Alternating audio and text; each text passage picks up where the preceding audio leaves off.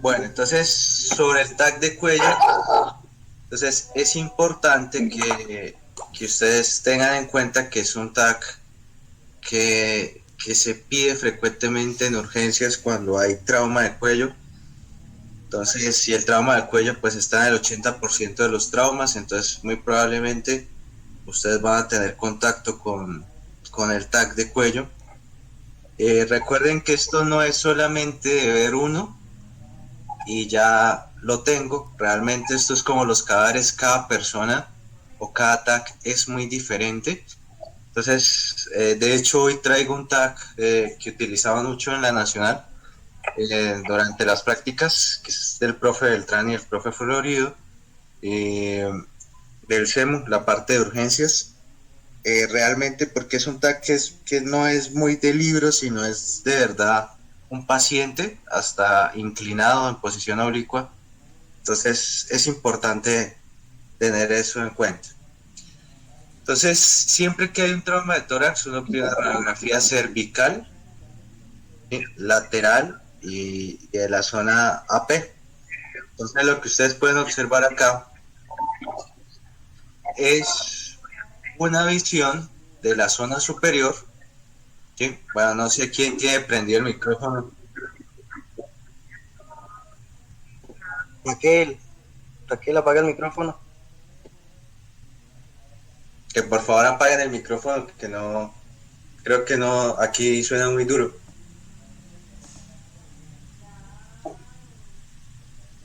Bueno, entonces, cuando ustedes vean el ángulo de la mandíbula y la zona del mentón, estamos más o menos a un nivel medular de C1 o C2. Entonces observen que, digamos, lo que uno trata es de ver los niveles medulares y de correlacionar las estructuras anatómicas. Entonces, más o menos a nivel de C1, C2, ese trazo puede mostrarme aquí la unión del atlas y del axis, ¿sí? También se puede ver la úvula, se puede ver el paladar, la zona de la nasofaringe. Recuerden que todo esto es la mandíbula.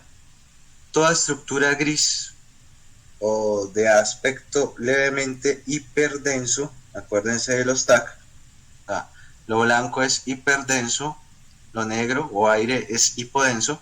Entonces, lo que está en una escala de gris sería músculo. Entonces, delante de esa mandíbula, de esta zona de la rama de la mandíbula, estaría el músculo macetero, ¿sí?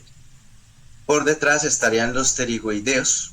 O sea, aquí tendríamos paladar duro, mandíbula, vuelvo a repetir, maceteros, pterigoideos, ¿sí? Muchas veces se puede ver muy bien el pabellón auricular externo. Y esta sería la zona de mi espacio retroestileo. Entonces, por eso ustedes pueden ver más dilatada y más grande, más externa la vena yugular. Más hacia medial tendríamos la carótida interna y aquí tendríamos el conjunto de nervios. Los nervios por lo general no se ven, que no se les puede impartir medio de contraste. Entonces lo que tendríamos sería glosofaringio, vago, accesorio, espinal, ¿sí? Y el hipogloso. Pero digamos que eso lo sabemos en nuestras cabezas, pero lo que se puede ver realmente es la vena yugular interna y la arteria carótida interna, ¿sí? Hacia acá, entonces tendríamos lo que es retirando un poco el tejido de la zona lateral. Recuerden que esto es como un espejo, entonces mi derecha sería la izquierda y mi izquierda sería la derecha. Entonces aquí en este trazo oblicuo alcanzo a ver lo que es la glándula parótida. Sí, miren que aquí va detrás, un poco detrás de la mandíbula, y aquí iría el pabellón auricular. Tendría el canal medular y la médula espinal. Entonces esto sería el nivel medular de C1, C2. ¿Listo? Importante, la zona 3 o la zona quirúrgica 3 de Ron y Hill para que lo tengan en cuenta. Empiezo a bajar a C2. Entonces miren, no se les olvide esta imagen, más externa y más dilatada la vena yugular, más medial, más pequeña la carótida interna, las dos van aquí. Esta sería la parte del espacio retroestileo. Esta sería la zona de la orofaringe, ¿sí? Y digamos que este sería mi nivel medular. C2, miren que aquí está la apófisis bituberculosa, se ven las ramas de la arteria vertebral. Entonces cuando hace su horizontalización, y bueno, vamos descendiendo. ¿Cómo sé que voy descendiendo a C3? Porque ya solo veo la porción anterior de la mandíbula que conocemos ya como mentón. Entonces, hacia este punto, estas imágenes en gris corresponden a las glándulas submandibulares. Si ustedes se devuelven, ven que aquí no están tan definidas, pero se alcanzan a ver, sobre todo esta, la de la zona derecha, ¿no?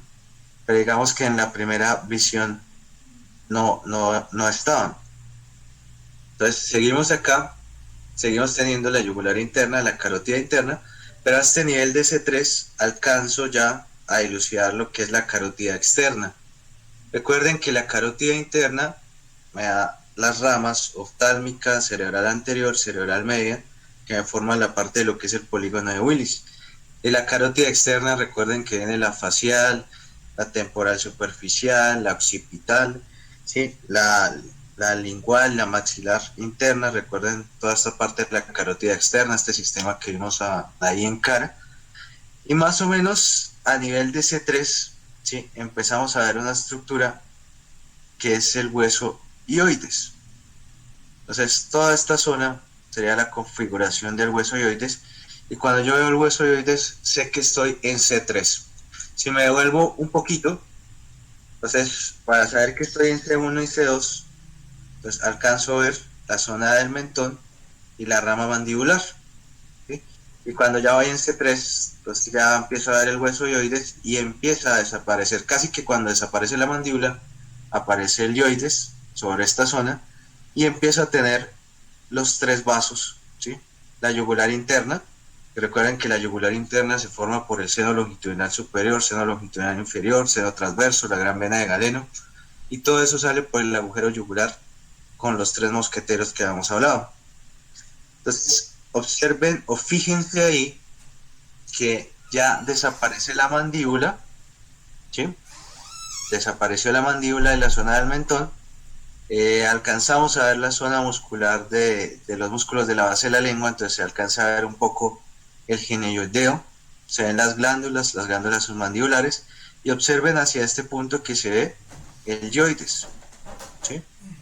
Entonces, cuando nos palpábamos el mentón y la base de la mandíbula, estábamos más o menos en C1, C2, aquí estaríamos en C3 cuando observamos el hueso hioides.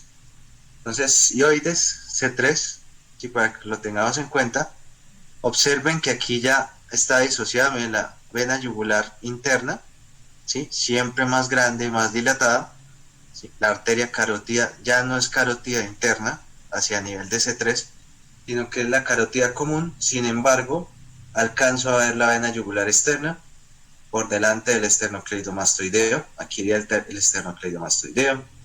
Hacia este punto estaría el trapecio, la parte del semiespinoso, el espinoso. Si ustedes recuerdan, los músculos de la zona de la masa común y los músculos del cuello estarían acá, los rectos, los oblicuos.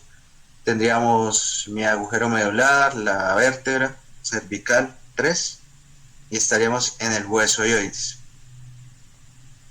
Hacia acá, ¿qué ha pasado con mi hueso hioides? Pues desaparece, ¿sí? Hacia ese punto, y más o menos en C4 aparece el cartílago tiroides, ¿sí? Entonces, el cartílago tiroides tiene una forma triangular abierta hacia este punto, ¿sí? Debajo del cartílago tiroideo estarían los músculos infrahioideos.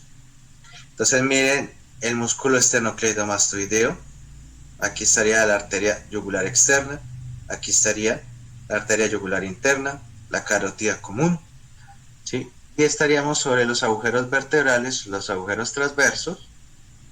Estaríamos viendo, si esta es la zona donde está el cartílago tiroides, esta zona hipodensa donde hay aire correspondería a la faringe, ¿sí?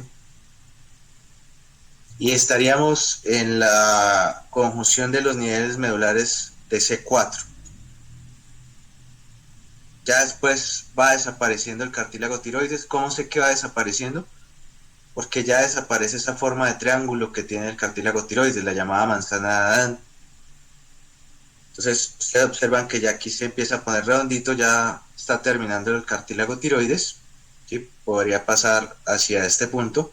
Se ven más cartílagos de la laringe, pues se ve el aritenoides, el corniculado, ¿sí?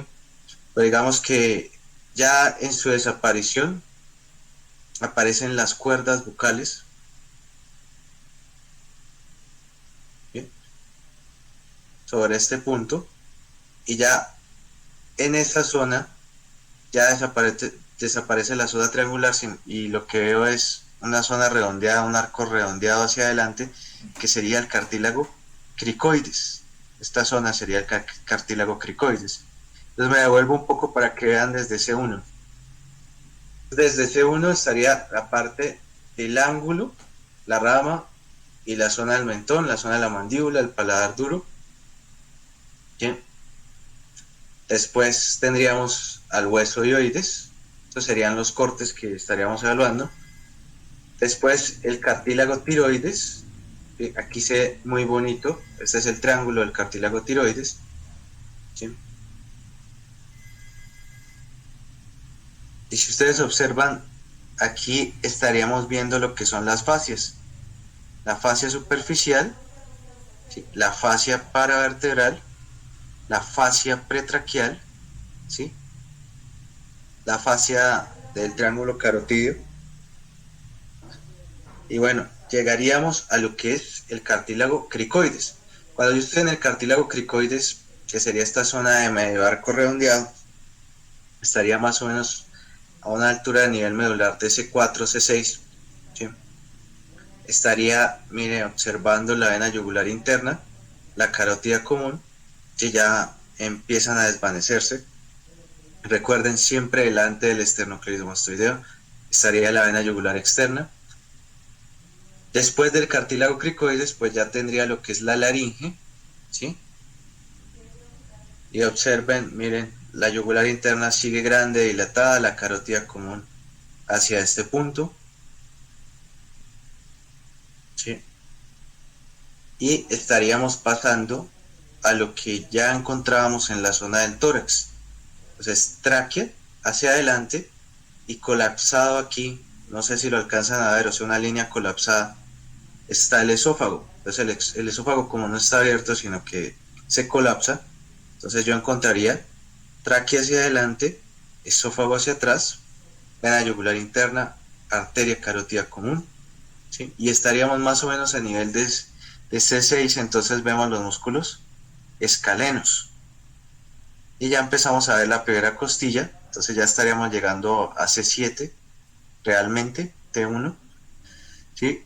Y ya llegando en esta zona de C7, pues tendríamos tráquea hacia adelante, esófago hacia atrás, y entonces delante de la tráquea tendríamos a una glándula importante, una víscera que hablamos muchas veces, sería la glándula tiroides. Y entonces cuando queremos ver tumores o zonas allí, estaríamos aquí viendo en la porción superior a nivel de más o menos C7, la glándula tiroides sobre este punto, muchachos. Entonces, también sé que es la tráquea porque tiene los anillos cartilaginosos. Y recuerden, la tráquea va hacia adelante, esófago hacia atrás. Aquí ya se empieza a ver toda la conformación de la cintura escapular. Se empieza a ver la clavícula, ¿sí? Y esta sería mi configuración del TAC de cuello. ¿Sí? Entonces,